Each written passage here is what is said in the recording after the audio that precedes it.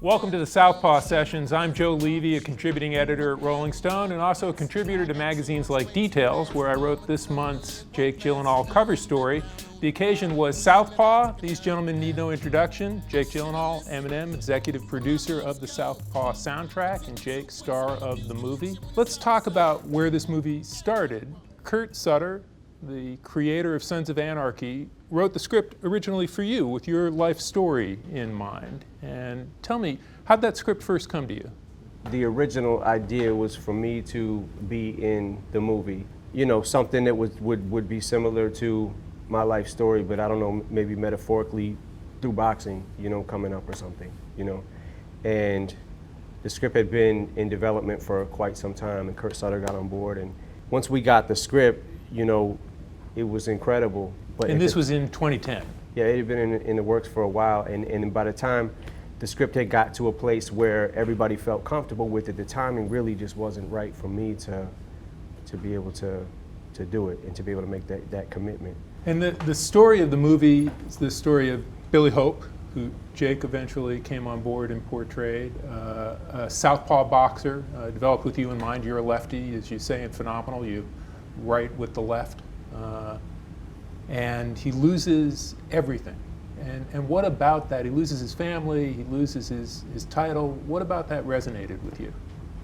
I mean, I love stories like that, you know, comeback stories. That's one of the reasons that it appealed to me, you know, in the first place, was just the idea of it, you know, and based off just me not being the fact that I wasn't able to do it. I just felt like this script is so good, like I want to be involved. If I can't be involved in the movie, I want something to do with it, you know.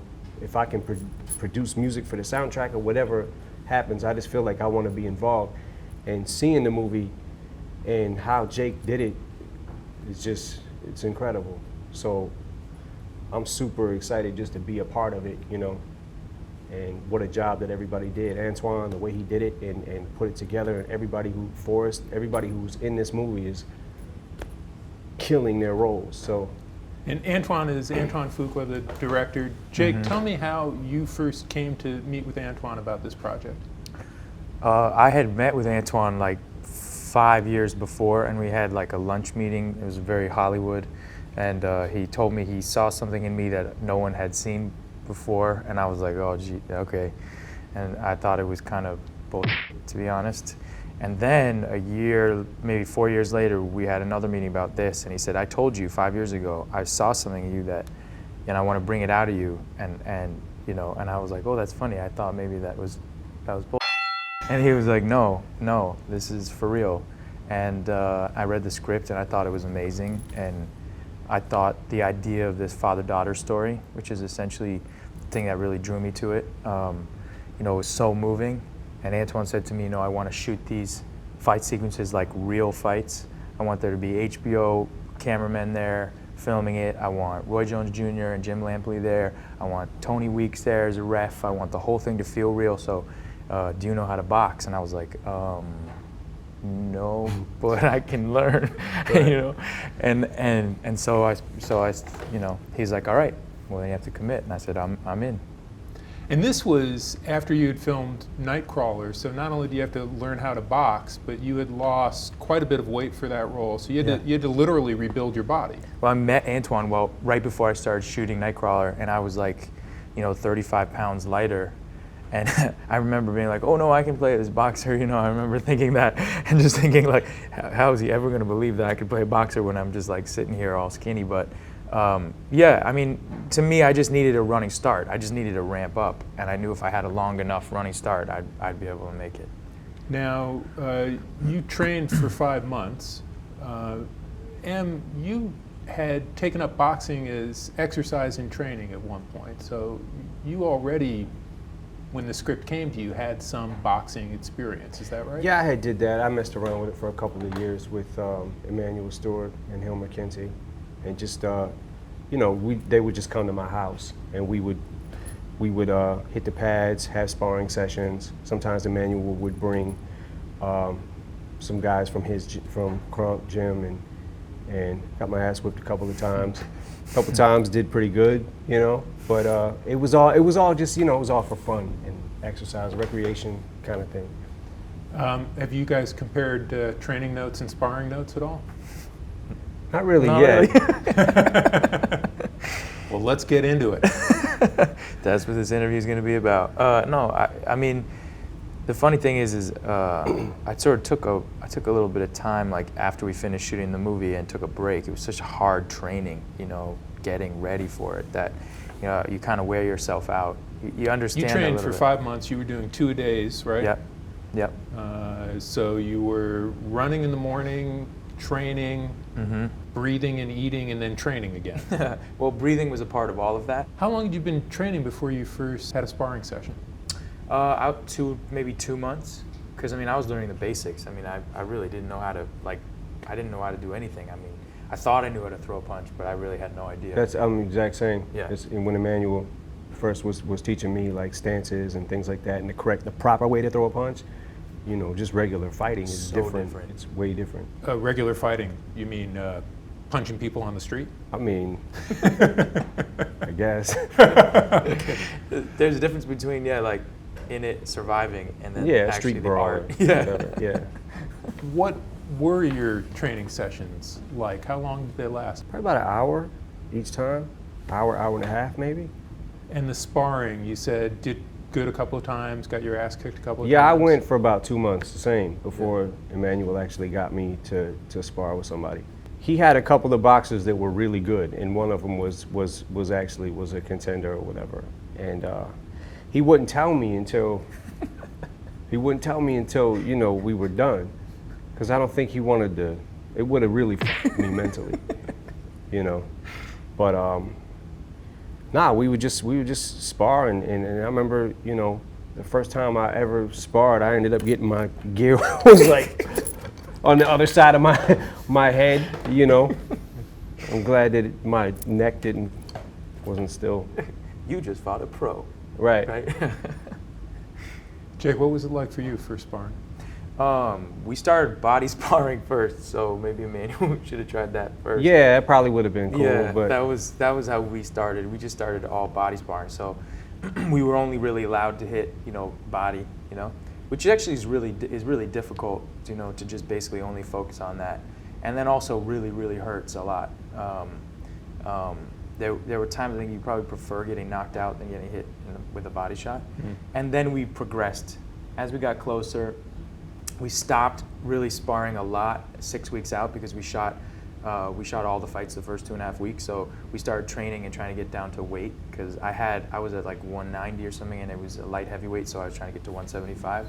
So we really were focusing on that and just getting down the choreography, because the choreography is it's a whole other thing. It's not a real fight all the time. It's like you have to remember all these moves. It's like dancing or something. You know, you're like, oh, left hand, right hand. Oh, I'm slipping that, and then we're moving over here, and remembering the angles to the ring and where you're supposed to be and all that. So we spent a lot of time doing choreography the six weeks out. You said Antoine wanted to shoot those fight scenes as though they were real fights, but those shooting days last longer than a real fight. Yes, I mean we're shooting for 12-hour days, 12, 14-hour days, and then we shoot nonstop. We have an hour lunch, but throughout all of it, we shoot. You know, a roll for a camera can last about 20 minutes, so he would just shoot for 20 minutes, you know, and we would just do the round choreography. Then the bell would ring after 3 minutes. We go in, we do corner work and a scene in the corner. The HBO guys would film the scene in the corner, and then the bell would ring again, and we go back out and we do round 2, and then choreography, and then we come back when the bell would ring, we come back and we do the scene again. And then we start to improv. Over the day, we would take things that really worked in the scene and stuff in combinations, things we felt more comfortable getting closer with, and we would just run those over and over again. We'd talk. I'm gonna throw two jabs, left hand, right hook. Okay, I'm gonna get hit by the first one, then I'm gonna slip the right hand, you know, and then I'm gonna move and you guys were making them up? Yeah. Oh, that's crazy. Yeah. And a lot of times you get hit by mistake. Sometimes I'd be talking. Oh, wait, what'd you know, to start. You know, Right. you'd be like, Yeah. okay, left-handed, oh, bam, oh, right, we're in it. You know, and that's when your jaw would my jaw got messed up because I was always talking while I was getting punched. For real. You're executive producer of the soundtrack. When did you first start to see the movie, or did you begin to work on your 2 songs for the soundtrack before you'd even saw the footage? No, I waited until I saw the first cut that I seen in the movie was probably, I would have to say, 3 or 4 months ago. You know, seeing the script and then watching it come to life is two different things. So, you know, I felt like I don't want to do anything until I get the vibe of the movie and how it's shot and all that. And after the first cut, it kind of inspired me to go back and make some records. So Those are the two songs, Kings Never Die and Phenomenal. yeah. Tell me about working on those songs. How did you work? I know when Jay-Z did the American Gangster soundtrack, he actually had the film looping on monitors in the studio when he was recording. Oh, that would have been a good idea. Damn. Thanks a lot, Jay. Nah, I seen the film, and it's one of them things that if you're not with 8 Mile, with me being in 8 Mile, I was able to parallel my life with Jimmy Smith Jr.'s life, my character in the movie, you know, and make the parallels. And it was okay to make a song that was about the flick and me as that person. But, you know, obviously I'm not Jake, you know what I'm saying? So based off me not being in the movie, I wanted to make sure I try to make something that was the vibe of the movie, but still could be related, like made sense that I'm doing the song, and the lyrics made sense that I could apply them to my life too. Well, it seems certainly in Kings Never Die like the rap game and the fight game are running in parallel when that song starts. So in the first verse to Kings Never Die, I was trying to make the parallels to where it could actually maybe be Billy Hope that you're thinking is saying this stuff, or it could be me, you know what I'm saying? So that it made sense.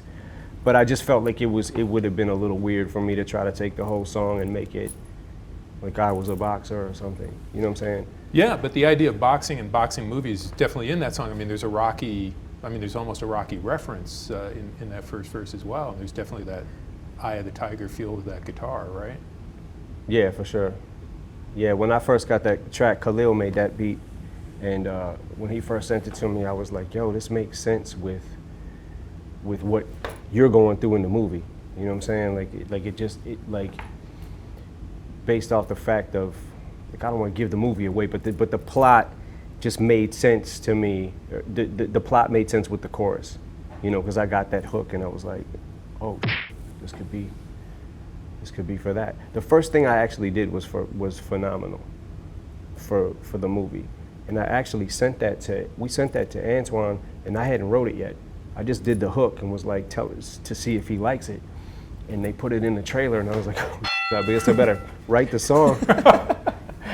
So, yeah. So actually the hook showed up in the trailer online before the song was even finished? Yeah, the song hadn't been wrote yet. Because there were all these things. I remember talking with Antoine. There were songs that they were trying and stuff, and he was like, "This just doesn't work. This isn't hard enough. This doesn't have the same heart. Doesn't have the same." And Antoine was constantly saying like, "No, this doesn't work." And then he was like, "Why can't we just put this in?"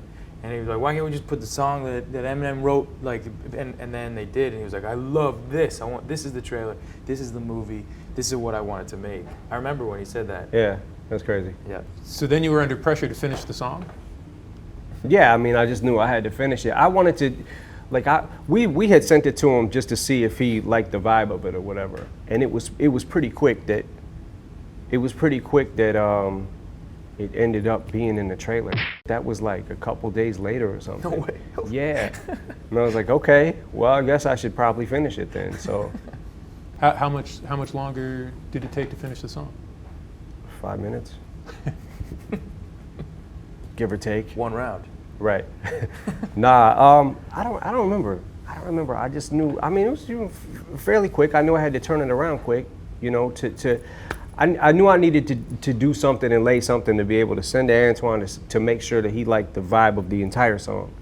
You know, and the song was made with there's a montage, a training montage. With that training montage, like I had that in mind. The training montage is so good with that song. Every time, I mean, I'd seen a lot of cuts of it, and then as soon as I saw the training montage with the song, I was like, this is like... It's a really bananas montage too. You're wearing this mask at one point in the. People haven't seen this movie, they're like, what? Right. A mask? Well, I think Yeah, there's bits no, of that it's in the trailer. It's though. a training mask, yeah. I mean, it's like the sort of altitude simulator, like so that it's harder for you to breathe, so that you can train your lungs while you're training. Yeah. And it's quite forceful. But what made you go back and do a second song?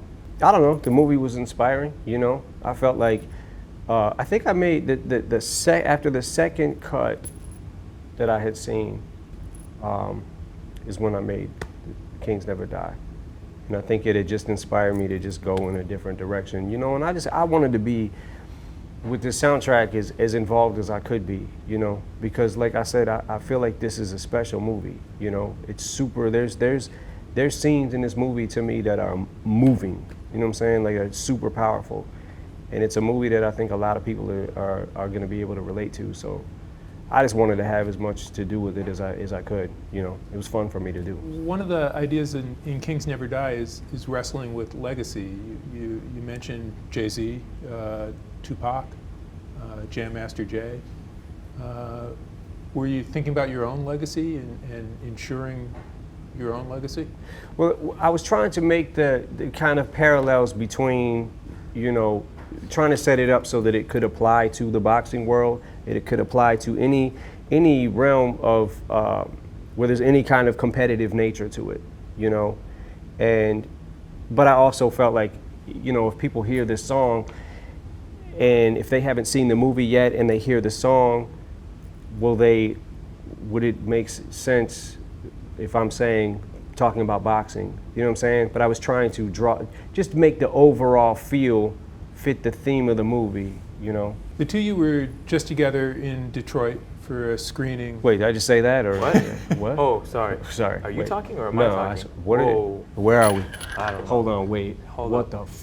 Yeah, were we in Detroit? Are we in Detroit? This is Detroit? Well, Are it you is Detroit? I am. Are you Detroit? Are you the Are you actual Detroit? city of That's Detroit? Ask away, Detroit. So you were together for a screening. Had you met before? No, we haven't. No. So Detroit was the scene of the first summit. It was the scene of the crime. It had to be. Yes. Yes. That only was appropriate. I felt like that was like, yes, it had to be. That was a surprise for that screening. Tell me a little about what the crowd's reaction was like. I haven't personally never been like on stage with at a hip hop show, so that's what it sort of felt like for me. Yeah, it kind of felt like that too Walking for me. into a hip-hop show. It was very interesting. Like I didn't expect everybody to react like that. Yeah, they like everybody stood up, and we're in a time where I couldn't see anybody's faces. I could just see a square. Everybody's faces look like squares because it's their phone. Right. You know. Yeah. So, but everybody was really excited, and so, I mean, I personally was just like honored to meet him and to be with him, and then also I could see everybody else in the audience so excited that he was there, and I mean, that was really fun. And that really you were fun. there. I mean, that was Wait, I okay was there? too. Yeah. Wait, Oh, wait, wait, was I I don't there? remember. Wait, were you just there or was I there? I don't I was remember. there. You were there. Were you there? I was Detroit not was there. there. I can confirm Detroit that I was was there. not there. Detroit was there. I was there in spirit, Oh, okay. but not in body. Okay. What was it like, though, for both of you to learn how to do that? It's a discipline. It's a physical discipline, but it's also a mental discipline. Is that right? Absolutely. Yeah. To me, it's you know, a lot is made about the brutality of boxing, and that is for sure, and the sort of primal nature, the animal nature of what it takes to be a boxer. But to me, the thing I learned is really it's a mind game. The top of any game, whatever it is, you know, the rap game, the journalist game, whatever it might be, it's a meeting of minds, you know. And to me, it's a language that they're speaking after a while, and there's such grace and science and angles that are involved in that. And to me, it's like, it's mind-blowing to watch, and it's mind-blowing to sort of even learn a little bit about. And what about for you? What did you find when you were involved in training?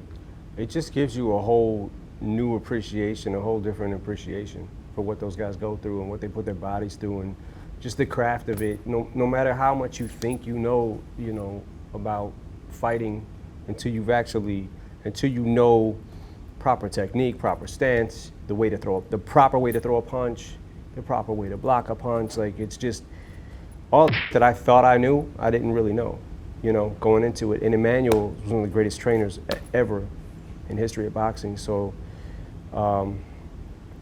you know, it was super honor. Him even coming to my house was like, who wants to come to my house to train me? I think there was a little toying around with the idea that he was going to actually get me to box at one point. You know, we had toyed around, like joked around with the idea, but it wasn't anything that. You mean in public, sell tickets? Yeah, like actually, you know, I think there was a piece of Emmanuel that was like, I'm going to get him in the ring and actually have him do this. Because he joked about it a lot, but it was fun though. Did you find any parallels between the technique of boxing and the technique you bring to rhyming? I mean, I think just the dedication that it would take, the dedication it takes that those guys put themselves through, you know. It's so, you know, to be an athlete is a whole different thing, you know. It takes talent, but it also takes drive, it takes Genetics. I want to talk a little more about the soundtrack. I don't. Where are we? I could answer some So- questions. You want me to answer some questions? Can you? Soundtrack, Yeah. Sure, what do you Jake's wanna got know about this. the Jake's soundtrack? got this? Yeah. Now, what were you going for when you were putting together the track list for this? I just, I wanted there to be, I wanted Say music to be, parallels. Parallels is always good. I wanted there to be parallels Yeah. with music, like lyrics and music. I wanted to put those two things More from together. to morph them together Yeah. in a short period of time that people could then relate to. Yeah. Thanks. Yeah. Anything to add? That was pretty. That pretty much covers it. I don't know what else you would say about You wanna that. know? Yeah. This is another thing, if you don't mind me adding this, you know what I'm saying? Go ahead. It's about the soundtrack, so I didn't want to step on your toes with, you know what I'm saying? Yeah, whatever. Yeah. Kind of. Jake doesn't like that shit. When you're talking about his soundtrack, he doesn't like that. Yeah. Actors. Right. I killed the movie, by the way. You are amazing in the movie. Thank you. Yeah. Thank you. Like, I've never seen him like that. He's like transformed. Right. Like, Dick, you can't even see me. you can't even. I've never It's even. almost like I'm not even Honestly, I've never seen anything like this. And to write for a performance like that, where he looks like. Have you ever? Do you know that guy? His name's Jake Gillian. Who I think. Do you know? Is that how you pronounce his name? Delillinger? You look just like that guy. there. Thanks, man. Yeah. I'll kind of take that as a compliment. No problem. Sort of. It's okay. Yeah, you were great in 8 Mile, too. Thanks, by the way. man. My best performance. Probably not, you know, the way I would have done it. You know what I'm saying? But you were really That's good, cool. though. You were good. But the soundtrack, though, For 8 Mile. for 8 Mile, Wait, what? what movie is this? Detroit. Come on. Is bring a us back. city in the Midwest. Go on, Detroit. The soundtrack to Southpaw. Right. Let's bring it back to that just for a second. Yes. Soundtrack to Southpaw. When you're putting it together, what kind of records were you drawing on? What kind of record did you want to make? I had always Say parallels. paralleled my life to the story, the script of that movie. I like songs that remind you of the movie, you know, like The Breakfast Club or Eye of the Tiger. You know what I'm saying? That when you hear that song, it takes you back to the movie. One of the things that we had kind of loosely told everybody was like, it doesn't have to be about the movie, just as long as it fits the sentiment and the vibe of the movie. You know what I'm saying? Because I feel like it could have been extremely corny if everybody tried to do that, you know what I'm saying, and make it just about that. But Try the to work theme, the word Billy or Hope into their song. yeah, probably might not have been. I mean, depending on how it was done, probably might not have been the best idea and the way to go. But you know, I like songs that remind you, take you right back to the movie. So it's a music inspired by soundtrack. Did everyone involved who brought original tracks to it get a chance to see the movie then? A lot of people did. A lot of people saw the movie, man. Is that right? Yeah, a number of them saw it. I can't tell you exactly how many, but definitely a number of them saw it. Em mentioned that there was a push to actually get him in the ring to fight in public. What's the chance we'll see you fight in public? I mean, it just depends. I don't know. I love fighting. I mean, I don't know. It'd be interesting to try that. It's like a 17% chance. Yeah, I'd say about a Yeah. 17% chance is good. Maybe like a 7% chance, but yeah, 17 is optimistic. 17, yeah, it keeps people optimistic and hopeful. You know what I'm saying? No pun intended. Pretty sure that's an F. Fail. 17%, right?